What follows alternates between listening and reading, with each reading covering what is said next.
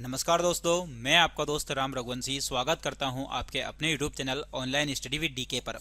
साथियों, जैसा कि आप लोगों को पता है, रीट की एग्ज़ाम बहुत ही जल्द होने वाली है। उसी को ध्यान में रखते हुए जो लेवल फर्स्ट है उसके अंतर्गत जो पर्यावरण अध्ययन का पोर्शन है, उसी पर्यावरण अध्ययन के पोर्शन के अंतर्गत आज हम कवर करने वाले हैं टॉप 50 प्रश्न के बारे में। प्यारे बच्चों, ये टॉप 50 प्रश्न की जो सीरीज चल रही है उसकी आज 5वीं क्लास है। इससे पहले मैं आप लोगों को 50-50 करके टोटल 200 क्वेश्चन करा चुका हूं। यदि आप लोगों ने वीडियो लेक्चर नहीं देखे हैं तो प्यारे बच्चों एक बार पिछली क्लासेस को जरूर देखें, क्योंकि उनसे बहुत सारे प्रश्न वो हैं जो 2011 से लेकर 2022 तक जो एग्ज़ाम हुई है उसमें पूछे गए हैं। और आज की क्लास में भी कहीं वही प्रश्न है जो एग्ज़ाम में आए हुए हैं और हो सकता है आने वाली एग्ज़ाम में भी आ जाए। प्यारे बच्चों, यहाँ पर आपके स्क्रीन के सामने दे रखा है कि वायुमंडल की सबसे ठंडी परत कौन सी है। तापमंडल, मध्यमंडल, क्षोभमंडल, आयन मंडल। ऐसे ही बहुत ही खूबसूरत प्रश्नों के बारे में हम चर्चा करने वाले हैं और इन्हीं प्रश्नों के साथ साथ इनकी व्याख्या भी करने वाले हैं। तो चलिए क्लास की शुरुआत करते हैं बेहतरीन और शानदार प्रश्नों के साथ। पहला प्रश्न आप लोगों के सामने, यानी कि 201वें नंबर का प्रश्न। क्योंकि इससे पहले मैं आप लोगों को 200 क्वेश्चन करा चुका हूं। यदि आप लोगों ने क्लासेस नहीं देखी है तो एक बार जाकर जरूर देखिएगा। इनमें से कौन सी ग्रीन हाउस गैस है?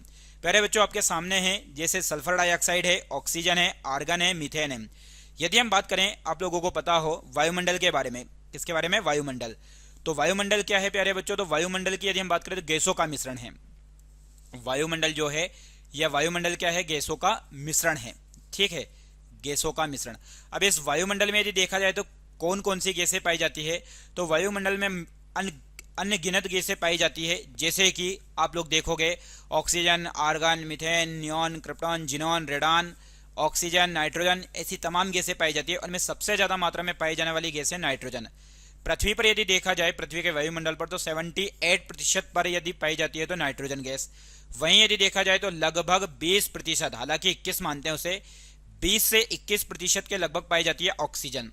तो इनमें से कौन सी ग्रीन हाउस गैस है? तो ग्रीन हाउस गैस की यदि अपन बात करें बच्चों, तो ग्रीन हाउस गैस है मीथेन। कौन सी है? मीथेन, जिसके बारे में आप लोगों को पता होना चाहिए। इसका जो सूत्र है, फॉर्मूला है, CH4 है।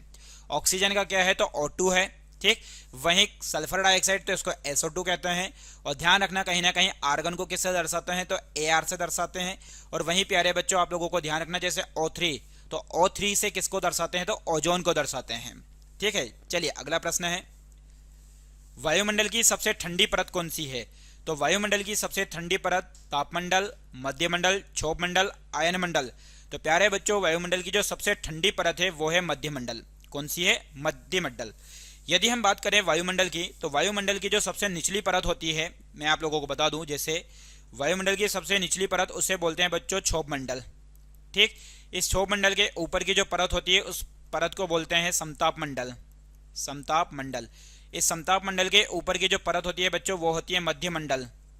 मध्य मंडल। मध्य मंडल के ऊपर की यदि परत देखा जाए तो वो होती है आयन मंडल। आयन मंडल। आयन मंडल के ऊपर की यदि परत देखे तो वो होती है तापमंडल। ठीक, और सबसे बाहर की परत जो होती है बच्चों, ध्यान रखना, वो होती है बहिर्मंडल। कौन सी होती है? बहिर्मंडल। तो वायुमंडल के अंतर्गत पाए जाने वाली ये सारी परतें आपके सामने हैं। सबसे नीचे की जो परत है वो कौन सी है? सबसे नीचे की परत है क्षोभमंडल। तो पृथ्वी पर आप लोगों को यदि आइडिया हो तो जितनी भी मौसम संबंधी घटनाएं होती है बच्चों, वो सब कौन से मंडल में होती है? तो क्षोभमंडल में। ओजोन परत कहाँ पर पाई जाती है? तो बच्चों ध्यान रखना, ओजोन परत जो सूर्य से आने वाली पराबैंगनी किरणों को रोकती है, समताप मंडल में। हमारी पृथ्वी पर जो संचार का आवागमन होता है वो कौन से आयन से होता है? तो ध्यान रखना, संचार का आवागमन जो होता है वो होता है आयन मंडल से। ठीक है, चलिए अगले प्रश्न की चर्चा करते हैं। किसी भी नदी के प्रदूषण स्तर की माप किसमें की जाती है? तो नदी के अंतर्गत जो प्रदूषण होता है उसकी माप किससे की जाती है? ATP, STP, BOD, WPL। तो प्यारे बच्चों, इस प्रश्न का जो उत्तर होगा, ध्यान रखना, BOD। किससे की जाती है? ये BOD के माध्यम से की जाती है। तो ATP क्या है? तो एडिनो ट्राइफॉस्फेट है। ये क्या है? एडिनो ट्राइफॉस्फेट, जो कि एक ऊर्जा का रूप है। किसका रूप है? ये ऊर्जा का रूप। बाकी नदी के प्रदूषण स्तर की जो माप की जाती है वो किससे की जाती है बच्चों? BOD से की जाती है। अगला प्रश्न है, इनमें से वायरस संक्रमण से होने वाला रोग कौन सा है? तो वायरस के द्वारा होने वाला जो रोग है बच्चों वो कौन सा है? टाइफाइड है, कालरा है, मलेरिया है, जुकाम है। तो वायरस की वजह से होने वाला जो रोग है बच्चों, ध्यान रखना, वो है जुकाम। बाकी टाइफाइड, कालरा या मलेरिया जिसकी वजह से होते हैं, ये होते हैं जीवाणु की वजह से। ठीक है, तो इसलिए इस प्रश्न का सही उत्तर हो जाएगा क्या, जुकाम।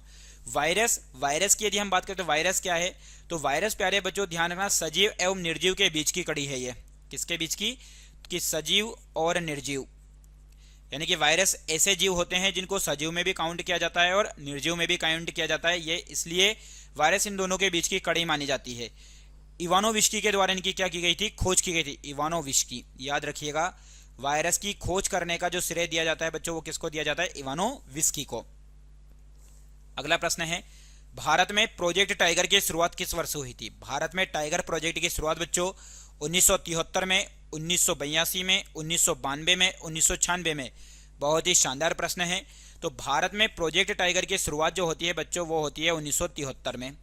बाकी टाइगर प्रोजेक्ट की शुरुआत की यदि अपन बात करें, टाइगर प्रोजेक्ट या वन्यजीव अभ्यारण्य की जो शुरुआत होती है वो 1972 से होती है, लेकिन भारत में जो शुरुआत होती है वो कब होती है, 1973 से। और टाइगर प्रोजेक्ट की शुरुआत जब भारत में की गई थी तो सबसे पहले जिसे टाइगर प्रोजेक्ट के रूप में दर्जा प्राप्त है वो है जिम कॉर्बेट नेशनल पार्क। कौन सा है, जिम कॉर्बेट नेशनल पार्क। तो जिम कॉर्बेट नेशनल पार्क को सबसे पहले टाइगर प्रोजेक्ट में शामिल किया गया था और ये कहां पर पड़ता है बच्चों, उत्तराखंड में। अब इसी जिम कॉर्बेट नेशनल पार्क से एक नदी निकलती है जो कि ये रामगंगा नदी, इसीलिए अब इस नेशनल पार्क का नया नाम हो चुका है रामगंगा नेशनल पार्क।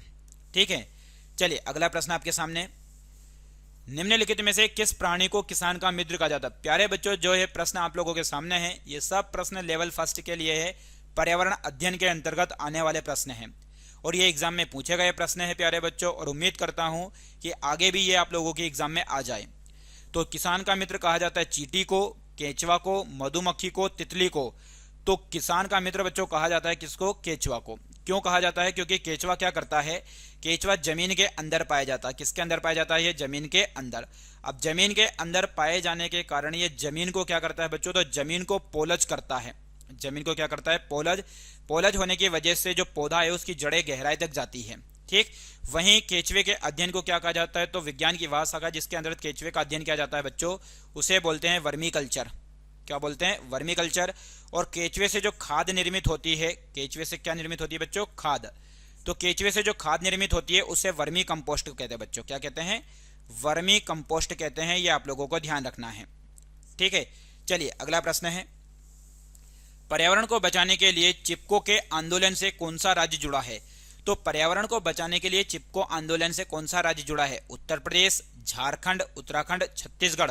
तो प्यारे बच्चों, चिपको आंदोलन से जो राज्य जुड़ा हुआ है वह राज्य है कौन सा, उत्तराखंड। यह आप लोगों को याद रखना है कि चिपको आंदोलन से जुड़ा हुआ राज्य यदि कोई सा है तो बच्चों कौन सा है, उत्तराखंड है। उत्तराखंड में ही आप लोगों को पता होना चाहिए एक बांध है जिसका नाम है टिहरी बांध। कौन सा बांध है, टिहरी बांध। पूछा जाता है कि टिहरी बांध कहां पर है, तो टिहरी बांध बच्चों कहां पर है, उत्तराखंड में है। ठीक, वहीं यदि देखा जाए, उत्तराखंड में ना, ठीक है, वहीं यदि देखा जाए छत्तीसगढ़, तो छत्तीसगढ़ के बारे में आप लोगों को पता होना चाहिए कि यहीं पर कौन सा पठार पड़ता है, छोटा नागपुर का पठार, जो कि फेमस पठार है, छोटा नागपुर का पठार। नागपुर का पठार ये कहां पर स्थित है, ज्यादातर कहीं ना कहीं छत्तीसगढ़ वाले एरिया में आता है। ठीक, झारखंड की यदि अपन बात करें तो झारखंड की राजधानी क्या है बच्चों, रांची है। ठीक है, चलिए अगला प्रश्न आपके सामने, समुद्री शैवाल किसका महत्वपूर्ण स्रोत है। कि जो समुद्र में जो शैवाल पाई जाती है इससे कौन सी चीज प्राप्त होती है, क्लोरीन, ब्रोमीन, आयोडीन, लोहा। तो प्यारे बच्चों, समुद्र के अंदर जो शैवाल पाई जाती है उससे प्राप्त होता है आयोडीन। क्या प्राप्त होता है, आयोडीन प्राप्त होता है। ये आप लोगों को ध्यान रखना है। और वहीं यदि देखा जाए कि आयोडीन की कमी से जो रोग होता है वो कौन सा रोग होता है, तो कहीं ना कहीं आयोडीन की कमी से जो रोग होता है घेंगा रोग होता है बच्चों। कौन सा रोग, घेंगा रोग। अब घेंगा रोग क्या होता है, तो कहीं ना कहीं थायराइड ग्रंथि से बढ़ जाती है। कौन सी ग्रंथि, थायराइड ग्रंथि बढ़ जाती है, या आयोडीन की कमी से भी और आयोडीन की अधिकता से भी कहीं ना कहीं थायराइड ग्रंथि बढ़ जाती है, जिसे घेंगा रोग कहते हैं। ठीक, अगला प्रश्न, लाइकेन किस तरह का जीव है। बहुत अच्छा प्रश्न है। परजीवी, रसायन सुपोषी, अपघटक, सहजीवी। तो लाइकेन जो है प्यारे बच्चों ध्यान रखना सहजीवी का उदाहरण है। किसका उदाहरण है, सहजीवी। अब सहजीवी क्या होते हैं, तो सहजीवी वो जीव होते हैं जो एक दूसरे के साथ जीवन यापन करते हैं, या जो एक दूसरे के साथ रहते हैं, जो एक दूसरे के साथ रहते हैं। अब सर एक दूसरे के साथ रहते हैं और साथ साथ इनका यह होता है कि जब दो जीव एक साथ रहते हैं तो उन दोनों को एक दूसरे से फायदा होता है। ठीक, ये कहीं ना कहीं ये जीव जो है वो नाइट्रोजन का स्थिरीकरण करते हैं। किसका स्थिरीकरण, नाइट्रोजन का स्थिरीकरण करते हैं, इसलिए कहीं ना कहीं सहजीवी के रूप में है ये। ठीक, जैसे एक और जीवाणु जिसके बारे में हम बात करें राइजोबियम, ये राइजोबियम नामक जीवाणु भी एक तरीके से बच्चों क्या है, ये सहजीवी का उदाहरण है। परजीवी क्या होते हैं? परजीवी वे जीव होते हैं जो दूसरे के ऊपर निर्भर होते हैं। अपघटक जो कहीं ना कहीं उपभोक्ता से अपना जीवन यापन करते हैं। अगला प्रश्न है, सीएनजी का ईंधन के रूप में किसमें इस्तेमाल होता है? तो सीएनजी का ईंधन के रूप में हम इस्तेमाल करते हैं तो उसका प्रयोग बच्चों वाहनों में होता है, उद्योगों में, खाना बनाने में, वाहनों और उद्योगों में। तो प्यारे बच्चों यदि देखा जाए तो इसका प्रयोग होता है वाहनों और उद्योगों में। किसमें होता है? वाहनों और उद्योगों में। सीएनजी का फुल फॉर्म यदि देखा जाए तो इसका फुल फॉर्म होता है संपीड़ित प्राकृतिक गैस। संपीड़ित प्राकृतिक गैस इसका फुल फॉर्म है बच्चों, याद रखिएगा ना, संपीड़ित प्राकृतिक गैस, कंप्रेस्ड नेचुरल गैस। वहीं एलपीजी की यदि हम बात करें तो एलपीजी का फुल फॉर्म होता है लिक्विड पेट्रोलियम गैस, और लिक्विड पेट्रोलियम गैस का जो प्रयोग होता है वो किसमें होता है बच्चों? खाना बनाने में होता है, ये आप लोगों को याद रखना है। चलिए अगला प्रश्न है, पर्यावरण जागरूकता का किसके द्वारा सृजन किया जाता है? कि पर्यावरण के प्रति जागरूकता किसके द्वारा पैदा की जाती है? तो व्याख्यान के द्वारा, मतलब बोलचाल के द्वारा, क्षेत्रीय भ्रमण करके, समूह वार्तालाप करके, अध्ययन करके। तो पर्यावरण के प्रति जागरूकता जो पैदा की जाती है या उसका जो निर्माण किया जाता है बच्चों, वो क्षेत्र का भ्रमण करने की वजह से होती है। किससे होता है इसका निर्माण? क्षेत्र का भ्रमण करने से होता है, ये आप लोगों को याद रखना है। अगला प्रश्न है 212वें नंबर का, पृथ्वी पर पहुंचने से पहले ओजोन परत किन किरणों को अवशोषित करती है? तो पृथ्वी पर पहुंचने से पहले ओजोन परत, अभी आप लोगों को मैंने थोड़ी देर पहले बताया था ओजोन परत किस मंडल में पाई जाती है बच्चों? तो ओजोन परत याद रखिएगा समताप मंडल में। कहां पर पाई जाती है? ये समताप मंडल में पाई जाती है। तो ये किसको रोकने का काम करती है? गामा किरणें, एक्स किरणें, पराबैंगनी किरणें, बीटा किरणें। तो ओजोन परत पराबैंगनी किरणों को रोकने का काम करती है बच्चों। कौन सी किरणों को? पराबैंगनी किरणों को। अगला प्रश्न है, चमगादड़ को हम स्तनधारी क्यों मानते हैं? अब पहली बात तो ये कि स्तनधारी क्या होते हैं? स्तनधारी वे जीव होते हैं एक तरीके से देखा जाए तो जिनके ऊपर सामान्यतः बच्चों शरीर के ऊपर, किसके ऊपर? शरीर के ऊपर यदि आप देखोगे तो जिनके शरीर के ऊपर बाल पाए जाएं। क्या पाए जाते हैं? शरीर के ऊपर बाल पाए जाते हैं। दूसरी बात यदि देखा जाए तो शरीर के ऊपर कहीं ना कहीं स्तन ग्रंथियों का निर्माण हो। किसका? स्तन ग्रंथि का जिनके ऊपर कहीं ना कहीं निर्माण होता है वो कहीं ना कहीं स्तनधारी जीव कहलाते हैं। ठीक, तो ये चमगादड़ को हम स्तनधारी क्यों मानते हैं? उड़ता है, रात्रिचर है, शाकाहारी है, बच्चे देता है। तो प्यारे बच्चे, चमगादड़ को हम स्तनधारी इसलिए कहते हैं क्योंकि वो क्या देता है? बच्चे देता है। और बच्चे देने वाले जीव को भी एक तरीके से हम क्या बोलते हैं? तो बच्चे को जन्म देने वाले जीव को भी एक तरीके से हम मानते हैं बच्चों क्या? स्तनधारी। चलिए, पर्यावरण की परिभाषा क्या है? तो पर्यावरण की परिभाषा है ऑप्शन में एबायोटिक एवं बायोटिक घटक, समुद्र तल के नीचे पृथ्वी पर वस्तुएं, चीजों से हमको घेरती है, इनमें से कोई नहीं। प्यारे बच्चों, पर्यावरण की परिभाषा की यदि अपन बात करें तो पर्यावरण की परिभाषा एबायोटिक एवं बायोटिक। एबायोटिक एवं बायोटिक का मतलब है अजैविक घटक एवं जैविक घटक। अजैविक घटक वो घटक जिनमें जीव नहीं पाया जाता, जैविक घटक वो जिनमें कहीं ना कहीं जीव पाया जाता है। चलिए अगला प्रश्न है, बायोडीजल किससे तैयार किया जाता है? बायोडीजल यानी कि एक तरीके से बायोडीजल क्या है बच्चों? तो बायोडीजल एक तरीके से जैव ईंधन है। क्या है ये? जैव ईंधन है। अब इस जैव ईंधन को किससे प्राप्त किया जाता है? तो यूट्रिकुलेरिया, जेट्रोफा, देवदार, यूकेलिप्टस। तो बायोडीजल को जो प्राप्त किया जाता है बच्चों याद रखिएगा ये जेट्रोफा से प्राप्त किया जाता है। जेट्रोफा जिसे रतन जोत के नाम से भी जाना जाता है। किस नाम से बच्चों? रतन जोत के नाम से भी जाना जाता है। ठीक है, चलिए अगला प्रश्न है, विश्व ओजोन परत दिवस मनाया जाता है। तो विश्व ओजोन परत दिवस मनाया जाता है 21 मार्च, 16 सितंबर, 25 अप्रैल, 5 जून। प्यारे बच्चों, विश्व ओजोन दिवस मनाया जाता है 16 सितंबर। कितनी तारीख को मनाया जाता है? 16 सितंबर को मनाया जाता है। वहीं 5 जून को कौन सा दिवस मनाया जाता है? तो प्यारे बच्चों 5 जून को मनाया जाता है पर्यावरण दिवस। कौन सा दिवस मनाते हैं? 5 जून को पर्यावरण दिवस मनाते हैं, ये आप लोगों को याद रखना है।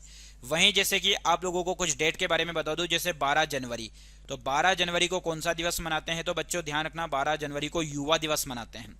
वहीं एक है 21 जून। तो 21 जून को कौन सा दिवस मनाते हैं बच्चों? तो 21 जून को मनाते हैं योग दिवस। ठीक, तो ये आप लोगों को कुछ महत्वपूर्ण दिवस याद रखने हैं। चलिए अगला प्रश्न है, सिल्वीकल्चर किससे संबंधित है? बहुत ही अच्छा प्रश्न है कि सिल्वीकल्चर किससे संबंधित है? वन एवं वन्य उत्पाद से, सिल्क से, फूल से, उर्वरक से। तो इस प्रश्न का उत्तर होगा बच्चों, ध्यान रखना, सिल्वी कल्चर की यदि अपन बात करें तो ये संबंधित है किससे? वन एवं वन्य उत्पाद से। ध्यान रखना ये सिल्वी कल्चर है प्यारे बच्चों। एक और इसी तरह से होता है जिससे बोलते हैं सीरी कल्चर। क्या होता है? सीरी कल्चर भी होता है। तो सीरी कल्चर के अंतर्गत किसका अध्ययन किया जाता है? तो सीरी कल्चर के अंतर्गत बच्चों अध्ययन किया जाता है रेशम कीट पालन अध्ययन का, रेशम कीट पालन अध्ययन। ठीक, रेशम कीट पालन अध्ययन। तो रेशम कीट पालन का अध्ययन जो किया जाता है वो किसके अंतर्गत किया जाता है? सीरी कल्चर के अंतर्गत। ठीक है, बाकी सिल्वी कल्चर किससे संबंधित है? वन एवं वन्य उत्पाद से संबंधित है, ये याद रखिएगा।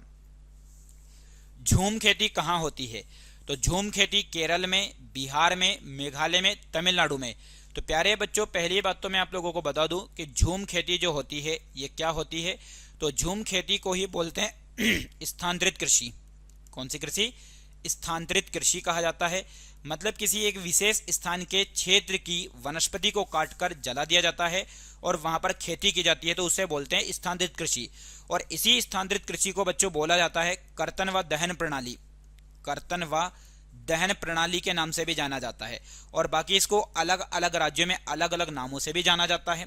बाकी ये ज्यादातर जहां पर होती है वो है पूर्वी राज्य। भारत के जो पूर्वी राज्य है उन पूर्वी राज्य में जो आदिवासी क्षेत्र में रहने वाले जो लोग हैं वो अपनाते हैं झूम खेती को। इसलिए इस प्रश्न का जो उत्तर हो जाएगा बच्चों याद रखिएगा क्या हो जाएगा? मेघालय, क्योंकि ये पूर्वोत्तर राज्य है ये। अगला प्रश्न है शुष्क बर्फ किसका ठोस रूप है? कि शुष्क बर्फ जो है वो किसका ठोस रूप है? अमोनिया का, कार्बन डाइऑक्साइड का, नाइट्रोजन का, ऑक्सीजन का।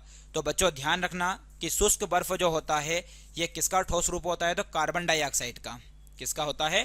कार्बन डाइऑक्साइड का होता है। ये आप लोगों को याद रखना है बच्चों। ठीक है, चलिए अगला प्रश्न आपके सामने, तंबाकू की आदत किससे होती है? तो तंबाकू की आदत कोकीन से, कैफीन से, निकोटीन से, हिस्टामिन से। तो प्यारे बच्चों जो व्यक्ति तंबाकू खाता है उसको जिसकी आदत होती है तंबाकू खाने की वो होती है निकोटीन से। किससे होती है? निकोटीन।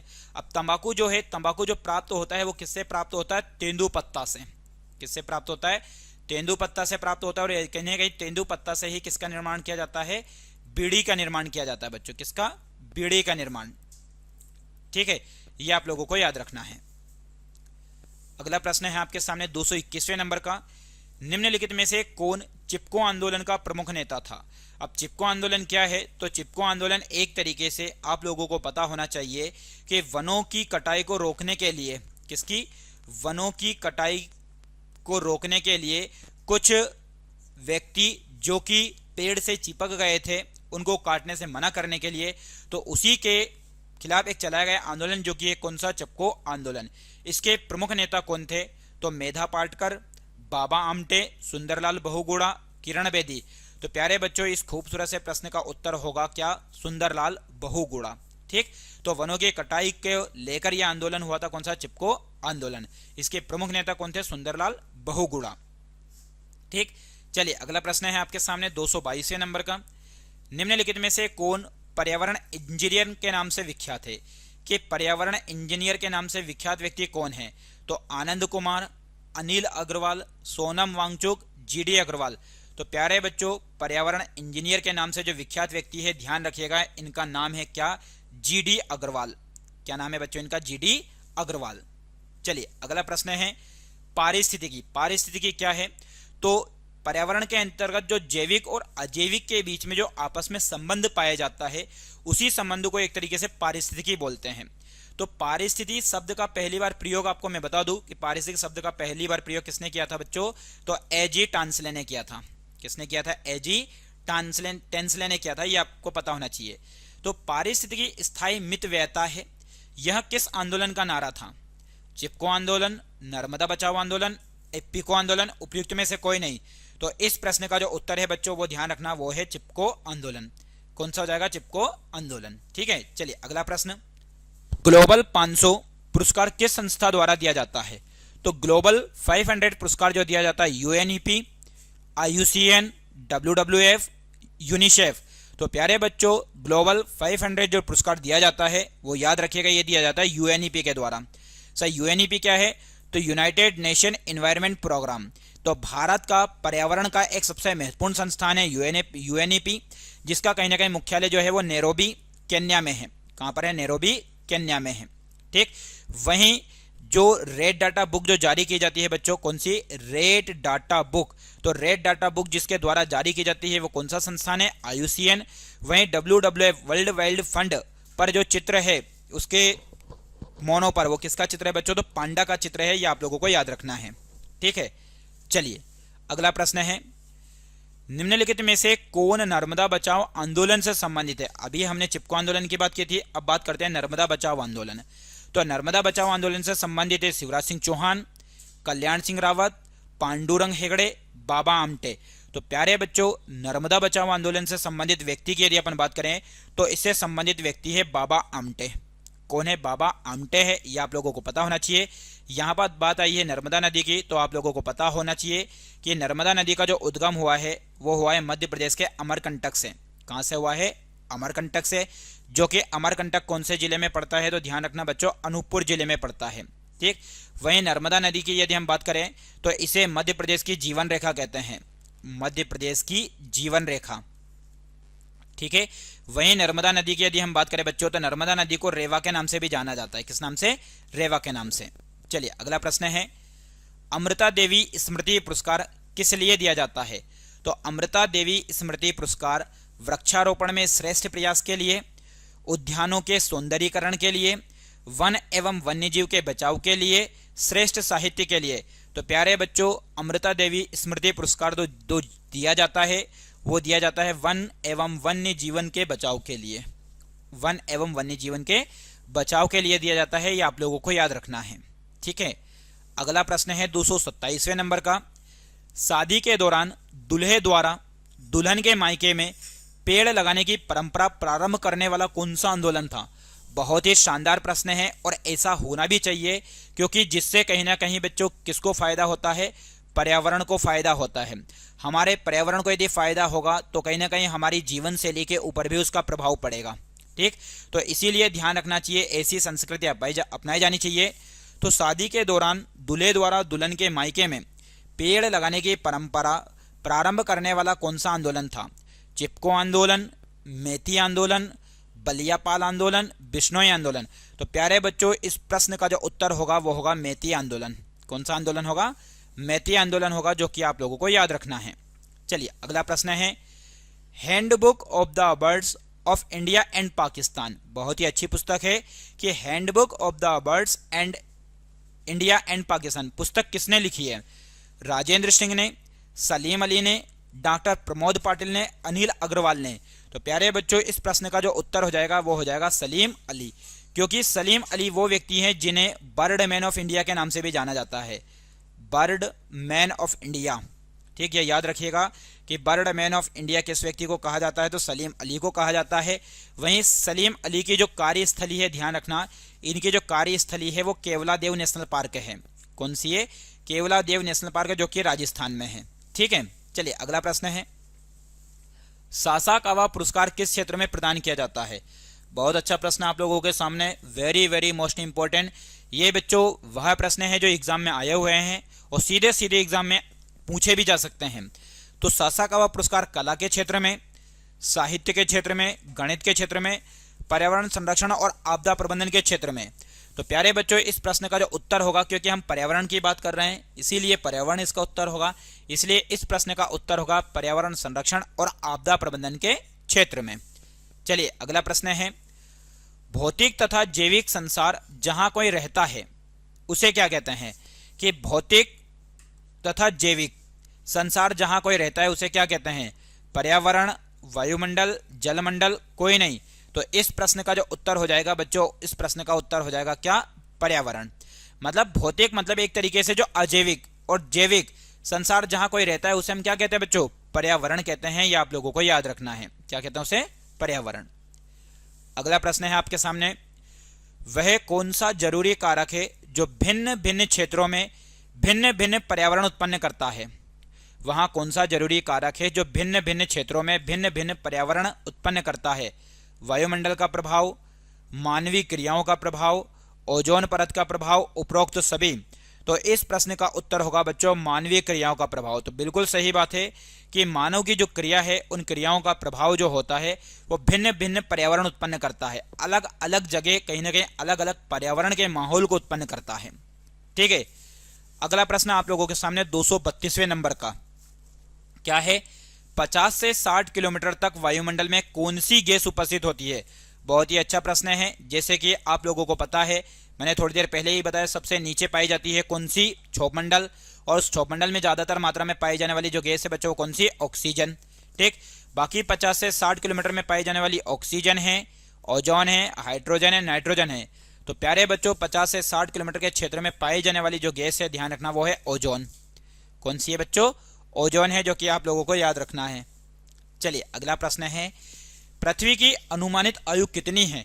तो पृथ्वी की अनुमानित आयु आपके सामने है, क्या 5 करोड़ वर्ष, 4 करोड़ वर्ष, 6 करोड़ वर्ष और 7 करोड़ वर्ष। ये एक अनुमानित है, फिक्स नहीं है। ठीक है, तो पृथ्वी की यदि अपन बात करें तो सौर मंडल के अंतर्गत जो 8 ग्रह है उन 8 ग्रह में से एक सबसे महत्वपूर्ण ग्रह है पृथ्वी। पृथ्वी का एक प्राकृतिक उपग्रह है, जो कि आप लोगों को पता होना चाहिए कि पृथ्वी का जो प्राकृतिक उपग्रह है वो कौन सा है बच्चों, तो पृथ्वी का प्राकृतिक उपग्रह है चंद्रमा। कौन सा हो जाएगा, चंद्रमा हो जाएगा। पृथ्वी जिसे कि क्या कहते हैं बच्चों, तो ध्यान रखना, पृथ्वी जिसे कि कौन सा ग्रह कहते हैं, नीला ग्रह कहते हैं, ये आप लोगों को पता होना चाहिए। ठीक है, तो पृथ्वी की जो अनुमानित आयु है वो अनुमानित आयु याद रखिएगा 5 करोड़ वर्ष। कितनी वर्ष है बच्चों, 5 करोड़ वर्ष है, ये आप लोगों को याद होना चाहिए। चलिए अगला बेहतरीन और शानदार प्रश्न आप लोगों के सामने, निम्नलिखित में कौन सा कारक प्रदूषण उत्पन्न करता है। भैया आप लोगों के सामने 4 ऑप्शन दिए हैं, इनमें से कौन सा ऐसा कारक है जो प्रदूषण उत्पन्न करता है। समुद्र में रहने वाले जीव, जानवर, मनुष्य, नाइट्रोजन। तो प्यारे बच्चों यदि इस प्रश्न का सही उत्तर यदि देखा जाए तो सही उत्तर होगा मनुष्य, कि मनुष्य ही एक ऐसा जीव है जो कहीं ना कहीं क्या उत्पन्न करता है बच्चों, प्रदूषण उत्पन्न करता है। क्योंकि समुद्र में रहने वाले जीव कहां से पर्यावरण को प्रदूषित करेंगे, जानवर कोई पर्यावरण को प्रदूषित करते नहीं है। नाइट्रोजन वैसे वायुमंडल में 78% है तो उससे कोई प्रदूषण होता नहीं है। मनुष्य के द्वारा जैसे कि अलग अलग चीजों का पान करना, अलग अलग जैसे फैक्ट्री वगैरह से धुएं को निकालना, इन सारी चीजों से प्रदूषण क्या होगा, ज्यादा होगा। ठीक, चलिए अगला प्रश्न है, जैव अनिम्नीकरणीय पदार्थ का नाम क्या है। तो पहली चीज तो ये, एक होता है जैव निम्नीकरणीय और एक होता है जैव अनिम्नीकरणीय। प्यारे बच्चों जैव अनिम्नीकरणीय का मतलब होता है ऐसे पदार्थ जिनको, जो सूक्ष्म जीव के द्वारा भी नष्ट नहीं होते। जो किसके द्वारा बच्चों, जो सूक्ष्म जीव द्वारा भी नष्ट नहीं होते, द्वारा भी नष्ट नहीं होते हैं। ठीक, नष्ट नहीं होते तो उन्हें हम क्या कहते हैं बच्चों, तो उन्हें अजैव निम्नीकरणीय कहते हैं। ठीक, मतलब जैव अनिम्नीकरणीय कहते हैं। ठीक, तो इसमें आएगा पॉलीथीन, रेडियोधर्मी कचरा, प्लास्टिक, उपरोक्त सभी। तो प्यारे बच्चों इस प्रश्न का जो उत्तर हो जाएगा वो उत्तर क्या हो जाएगा, रेडियोधर्मी कचरा हो जाएगा। ठीक, एक होता है जैव निम्नीकरणीय, तो जैव निम्नीकरणीय के कहीं ना कहीं मतलब हम लोगों ने अभी देखा है कि जैव अनिम्नीकरणीय के बारे में देखा है ये। ठीक है, तो इस प्रश्न का उत्तर हो जाएगा क्या, रेडियोधर्मी कचरा। ओजोन परत के ऊपर आयन की परत है जो क्या छोड़ती है। तो ओजोन परत के ऊपर आयन की परत है जो क्या छोड़ती है, एक्स किरणें, अवरक्त किरणें, रेडियो किरणें, इनमें से कोई नहीं। तो इस प्रश्न का जो उत्तर हो जाएगा ध्यान रखना, वो छोड़ती है कौन सी किरणें, रेडियो किरणें, जिसके माध्यम से ही हमारे मोबाइल के अंदर यदि देखा जाए तो सिग्नल प्राप्त होता है, टीवी के अंतर्गत सिग्नल प्राप्त होता है। तो जो सिग्नल प्राप्त होता है वो ओजोन परत के ऊपर की जो परत है, जैसे आयन परत या आयन मंडल भी कहते हैं, वहां से कौन सी किरणें आती है, तो रेडियो किरणें। अगला प्रश्न है, हवा तथा पानी का प्रदूषण कौन सा पदार्थ से होता है।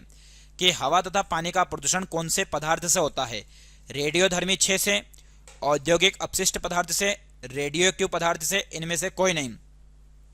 तो हवा और पानी का जो प्रदूषण होता है बच्चों वो होता है औद्योगिक अपशिष्ट पदार्थ से। अब ये औद्योगिक अपशिष्ट पदार्थ क्या है, तो औद्योगिक अपशिष्ट पदार्थ की यदि हम बात करें तो जो उद्योगों में जिस वस्तु का इस्तेमाल कर लिया जाता है, वस्तु का इस्तेमाल कर लिया जाता है, ठीक, और वस्तु का इस्तेमाल कर लेने के बाद जो बची हुई चीजें उसे वापस बाहर फेंक देना, ठीक, उसे बाहर त्याग देना, उसे एक तरीके से क्या कहते हैं बच्चों, अपशिष्ट बोलते हैं। ठीक, कि वस्तु का इस्तेमाल करने के बाद उसका बचा हुआ मटेरियल को बाहर फेंक देना या बाहर कर देना क्या कहलाता है, अपशिष्ट पदार्थ। तो इसके द्वारा हवा तथा पानी का प्रदूषण होता है। चलिए अगला प्रश्न आप लोगों के सामने 238वें नंबर का प्रश्न, कि निम्नलिखित में से मनुष्य एक क्या है। तो प्यारे बच्चों, मनुष्य क्या है? तो मनुष्य जो है सर्वाहारी है, मांसाहारी है, शाकाहारी है, इनमें से कोई नहीं। तो मनुष्य की यदि अपन बात करें तो बच्चों मनुष्य सर्वाहारी है। सर मनुष्य सर्वाहारी क्यों? तो मनुष्य की यदि अपन बात करें तो मनुष्य जो है वो पेड़ पौधे को भी खाता है, ठीक, पेड़ पौधों को खाने वाला भी जीव है और कहीं ना कहीं जंतुओं को खाने वाला भी जीव है। तो इसीलिए इसे दोनों कैटेगरी में माना जाता है, इसलिए सर्वाहारी है। जैसे मांसाहारी की यदि अपन बात करें तो जैसे शेर, तो शेर केवल मांसाहारी है क्योंकि वो केवल किस चीज को खाता है? मांस को खाता है। शाकाहारी की यदि अपन बात करें तो जैसे हिरण, हिरण केवल पेड़ पौधों को खाती है तो इसलिए वो शाकाहारी है। वहीं यदि अपन बात करें तो जैसे शाकाहारी के रूप में और क्या जाएगा? तो शाकाहारी के रूप में जैसे गाय आ जाए या फिर बैल आ जाए, ये जो जानवर है एक तरीके से क्या है? ये शाकाहारी है। चलिए अगला प्रश्न है 239वें नंबर का, जंगलों की पूर्ति का बड़ा कार्यक्रम क्या है?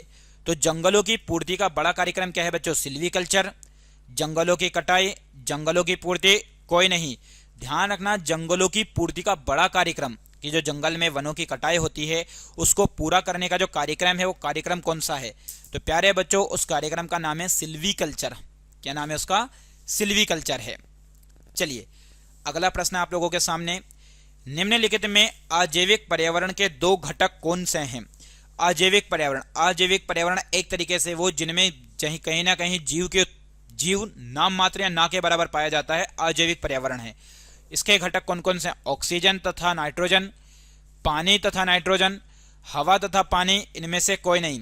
तो अजैविक पर्यावरण के दो घटक की यदि अपन बात करें बच्चों तो इसका उत्तर हो जाएगा हवा तथा पानी।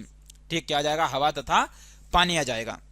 चलिए अगला प्रश्न है, वह अपशिष्ट पदार्थ जो पृथ्वी में रहता है। प्यारे बच्चों बहुत ही अच्छा प्रश्न है कि वह अपशिष्ट पदार्थ जो कहां पर रहता है? पृथ्वी में रहता है, तथा जिसका उपयोग नहीं हो सकता क्या कहलाता है? मतलब जिसका कोई व्यक्ति उपयोग नहीं कर सकता लेकिन पृथ्वी पर रहता है। जैव निम्नीकरणीय अपशिष्ट पदार्थ, जैव अनिम्नीकरणीय अपशिष्ट पदार्थ, जैव आवर्धन, इनमें से कोई नहीं। तो प्यारे बच्चों इस प्रश्न का जो उत्तर होगा जैव अनिम्नीकरणीय पदार्थ, अभी थोड़ी देर पहले ही मैंने आप लोगों को बताया था। ठीक है, चलिए तो ये आप लोगों के सामने परिभाषा के भी रूप में भी आ गए, तो आप इसको लिख लीजिए, स्क्रीनशॉट ले लीजिए आप लोग इसका। अगला प्रश्न है, वनों की कटाई के मुख्य कारण क्या होता है? तो वनों की यदि हम कटाई करते हैं तो बच्चों उसकी वजह से क्या होता है? तो भूमि का कटाव होता है, भूमि की उपजाऊ शक्ति बढ़ती है, भू संरक्षण होता है, प्रदूषण फैलता है। तो सीधी सी बात है बच्चों, यदि वनों की यदि हम कटाई करेंगे तो उसके आसपास की जो मिट्टी है वो मिट्टी कहीं ना कहीं बारिश के दौरान क्या हो जाएगी? बह जाएगी। ठीक, तो मिट्टी का बहना या मिट्टी का कटाव जो है इसका सही उत्तर होगा, इसलिए इस प्रश्न का सही उत्तर हो जाएगा बच्चों क्या? भूमि का कटाव। तो वनों की कटाई की वजह से किसका कटाव होगा? तो भूमि का कटाव होगा। चलिए अगला प्रश्न आप लोगों के सामने 243वें नंबर का प्रश्न है बच्चों, सूर्य से आने वाली पराबैंगनी किरणों को निम्नलिखित में किसके द्वारा सोखा जाता है? तो सूर्य से जो पराबैंगनी किरणें आती है इनको कौन रोकने का काम करती है? तो प्यारे बच्चों ऑक्सीजन, जलवाष्प, वाटर गैस, ओजोन। तो सूर्य से आने वाली जो पराबैंगनी किरणें हैं इन पराबैंगनी किरणों को जो रोकने का काम करती है वो कौन सी गैस करती है बच्चों? तो ओजोन गैस करती है, ये आप लोगों को पता होना चाहिए। कौन सी गैस करती है बच्चों? Ozone gas. चलिए अगला प्रश्न आपके सामने, आम के कीड़े मारने वाली दवाइयां कौन सी है? कि जो आम है उसके जो कीड़े होते हैं उनको मारने वाली दवाई कौन सी है बच्चों? तो डीडीटी तथा बीएचसी, नीलाथोथा, पोटेशियम नाइट्रेट, उपरोक्त सभी। तो प्यारे बच्चों आम के कीड़े मारने वाली दवाइयों के रूप में यदि देखा जाए तो उसमें नाम आता है डीडीटी तथा बीएचसी, ये आप लोगों को याद रखना है। कौन कौन सी दवाई है? डीडीटी है तथा बीएचसी है। सिल्वीकल्चर कार्यक्रम क्या है? तो सिल्वीकल्चर कार्यक्रम जो है मछली पकड़ना है, वन की पूर्ति करना है, धरती से धातुएं इकट्ठी करना है, इनमें से कोई नहीं। तो प्यारे बच्चों इस प्रश्न का जो उत्तर हो जाएगा वो क्या हो जाएगा? वन की पूर्ति करना। मैंने इससे पहले भी आप लोगों को बताया है बच्चों, याद रखना, सीरीकल्चर अलग है, सिल्वीकल्चर अलग है। सीरीकल्चर में किसका अध्ययन किया जाता है? तो रेशम कीट पालन का अध्ययन, रेशम कीट। ठीक, रेशम कीट पालन का अध्ययन किया जाता है सीरीकल्चर के अंदर। और सिल्वीकल्चर क्या है? तो वन की पूर्ति करने वाला कार्यक्रम है। 246वें नंबर का प्रश्न है, वायुमंडल का विस्तार कितना है? तो पृथ्वी में जो गैसों का मिश्रण पाया जाता है बच्चों वो कहां तक पाया जाता है? तो 15 किलोमीटर तक। दूसरा ऑप्शन है 16 से 60 किलोमीटर तक, धरती से 60 किलोमीटर तक, 60 किलोमीटर से ज्यादा। तो वायुमंडल का जो विस्तार है बच्चों वो धरती से 60 किलोमीटर तक। कहां से है? धरती से 60 किलोमीटर तक है, ये इस प्रश्न का उत्तर है और बहुत ही शानदार प्रश्न है ये। अगला प्रश्न है 247वें नंबर का, हवा में स्वतंत्र ऑक्सीजन कहां से आती है? तो हवा में जो ऑक्सीजन है वो कहां से आती है? ऑक्साइड का विच्छेदन से, प्रकाश संश्लेषण के समय पौधे से, पानी के वाष्पों का अपघटन से, उपरोक्त सभी से। तो इस प्रश्न का जो उत्तर होने वाला है बच्चों, वो उत्तर हो जाएगा आपका क्या, कि प्रकाश संश्लेषण के समय पौधों से। क्योंकि प्यारे बच्चों आप लोगों को पता है पौधा क्या करता है, तो पौधा जो करता है वो ऑक्सीजन को क्या करता है, ग्रहण करता है कि छोड़ता है? तो ऑक्सीजन को छोड़ता है और कार्बन डाइऑक्साइड को क्या करता है, ग्रहण करता है। तो कार्बन डाइऑक्साइड को ग्रहण करता है और ऑक्सीजन को क्या करता है, छोड़ता है। कौन? पौधा। जस्ट इसके अपोजिट काम करता है क्या? कौन? मनुष्य। मनुष्य क्या करता है बच्चों? तो मनुष्य जो है वो कार्बन डाइऑक्साइड को तो छोड़ता है, ठीक, और ग्रहण किसको करता है? तो बच्चों ऑक्सीजन को क्या करता है, ये ग्रहण करता है। तो इस प्रश्न का सही उत्तर क्या है? बी वाला। प्यारे बच्चों 248वें नंबर का प्रश्न है, कौन सी गैस अधिक जहरीली होती है? तो कौन सी गैस अधिक जहरीली है? Carbon monoxide, carbon dioxide, oxygen, nitrogen. प्यारे बच्चों नाइट्रोजन और ऑक्सीजन यदि जहरीली होती तो हम व्यक्ति जीवित ही नहीं रहते, ठीक है, तो इसलिए ये उत्तर आएगा नहीं। कार्बन डाइऑक्साइड भी नहीं आएगा। सबसे ज्यादा यदि जहरीली गैस है तो बच्चों वो है कार्बन मोनोऑक्साइड। कौन सी है? कार्बन मोनोऑक्साइड है, ये आप लोगों को याद रखना है। इसी के साथ साथ जैसे कि आप लोगों को पता है क्लोरोफ्लोरोकार्बन, फ्रिज से निकली हुई गैस, उसकी यदि अपन बात करें तो ये एक तरीके से कैसे किसको प्रभावित करती है बच्चों? तो ये इस प्रकार की गैस जो है वो ओजोन परत को प्रभावित करती है। किसको प्रभावित करती है? ये ओजोन परत को प्रभावित करती है, ठीक है। चलिए अगला प्रश्न है, कौन सा रोग ऊतकों की अनियंत्रित वृद्धि के कारण होता है? तो ऑप्शन है आपके सामने कैंसर, एड्स, सिफिलिस, कोई नहीं। तो प्यारे बच्चों जो ऊतकों की अनियंत्रित वृद्धि के कारण जो रोग होता है, यह हम यूं बोलें कि कोशिका की अनियंत्रित वृद्धि की वजह से जो रोग होता है उस रोग को कहते हैं प्यारे बच्चों कैंसर। क्या बोलते हैं उसको? कैंसर कहते हैं। बाकी एड्स क्या है? तो एड्स एक यौन संचारित रोग है। कौन कैसा रोग है ये? यौन संचारित रोग है। वहीं यदि हम बात करें एड्स की, तो एड्स जिसकी वजह से होता है वो एक वायरस की वजह से होता है और इस वायरस का नाम है HIV, human immuno deficiency virus, ठीक। एड्स का full form acquired immuno deficiency syndrome, ठीक है, ये आप लोगों को पता होना चाहिए। एड्स का जो परीक्षण किया जाता है बच्चों वो याद रखिएगा, इसके परीक्षण को जिस नाम से जाना जाता है वो है एलिसा, ठीक है। चलिए यार बच्चों आज का अंतिम प्रश्न आप लोगों के सामने 250वें नंबर का प्रश्न है। उम्मीद करता हूं क्लास आपको बहुत पसंद आई होगी। पौधे तथा जानवर कैसा पर्यावरण बनाते हैं? तो पौधे तथा जानवर मूल पर्यावरण बनाते हैं, जैविक पर्यावरण बनाते हैं, जैविक आवर्धन बनाते हैं, उपरोक्त सभी। तो प्यारे बच्चों इस खूबसूरत से प्रश्न का उत्तर होगा आपका जैविक पर्यावरण। तो आज की क्लास में हमने टॉप 50 प्रश्न की चर्चा करी है जो कि एग्जाम में पूछे गए हैं और हो सकता है आने वाली एग्जाम में आ भी जाए। प्यारे बच्चों यदि आपको वीडियो पसंद आता है तो वीडियो को लाइक करें और यदि शेयर नहीं किया है तो शेयर जरूर करें और चैनल को सब्सक्राइब करना ना भूलें। सभी लोगों का जुड़ने के लिए बहुत बहुत धन्यवाद। जय हिंद, जय भारत।